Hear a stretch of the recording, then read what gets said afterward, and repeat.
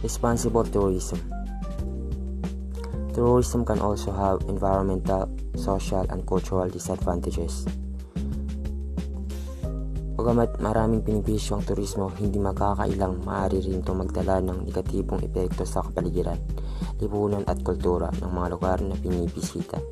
Dahil dito mahalaga ang responsableng turismo, isang konseptong naglalayong balansehin ang mga benepisyo ng turismo habang pinipigilan ang mga pinsala na maaaring idulot nito.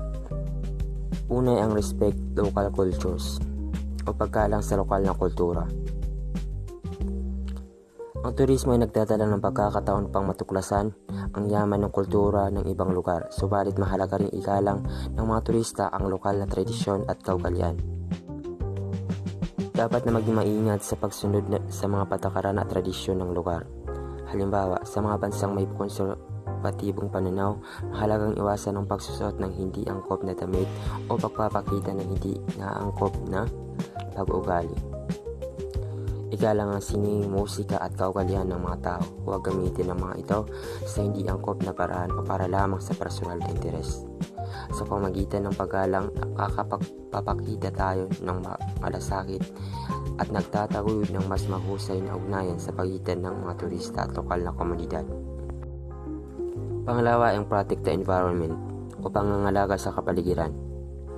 Ang turismo ay may malaking epekto sa kalikasan, lalo na kung ito ay hindi responsableng isinasagawa.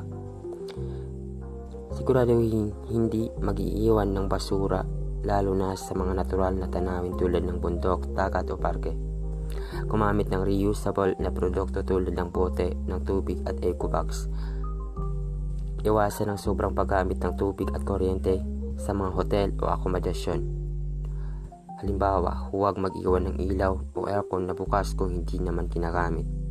Huwag sirain ang natural na tirahan ng mga hayop at halaman. Iwasan ang pagkuha ng mga koral, buhangin o halaman bilang souvenir. Sa pamamagitan ng pagprotekta sa kalikasan, naiiwasan ang pagkasira ng mga likas na yaman na siyang pangunahing atraksyon ng turismo. Pangatlo ay ang support local communities o pagsuporta sa lokal na komunidad.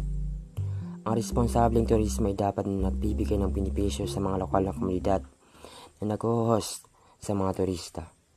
Suportahan ang mga lokal na negosyo tulad ng souvenir shop, kainan at handicraft makers. Mas mainam kung bibili ng mga produkto na gawa ng mga lokal upang makatulong sa kanilang kabuhayan.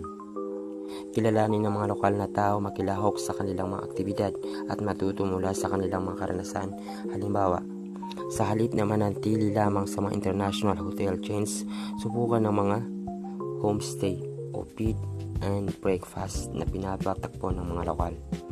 Sa ganitong paraan, direktang napapakinabangan ng mga lokal ang kita mula sa turismo at hindi lamang ito napupunta sa malaking korporasyon. Pang-apat, travel ethnically o paglalakbay ng may etika.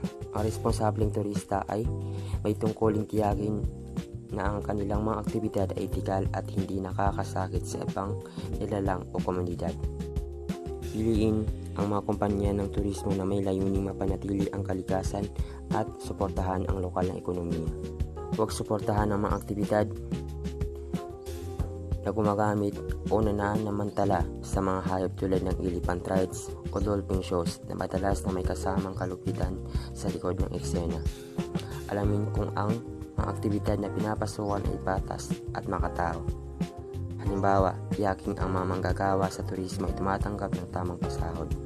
Sa pamamagitan ng etikal na paglalakbay, na iwasan ang pagsuporta sa mga gawain na nakakapinsala sa mga tao, hayop at kapaligiran.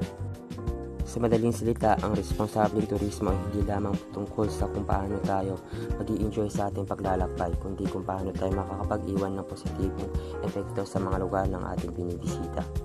Sa pamamagitan ng pag-aala sa kultura, pangangalaga sa kalikasan, pagsuporta sa mga lokal na komunidad at etikal na paglalakbay, nagiging bahagi tayo ng isang kilusan na naglalayong gawing mas makabuluhan, mas makatao at mas sustainable ang turismo.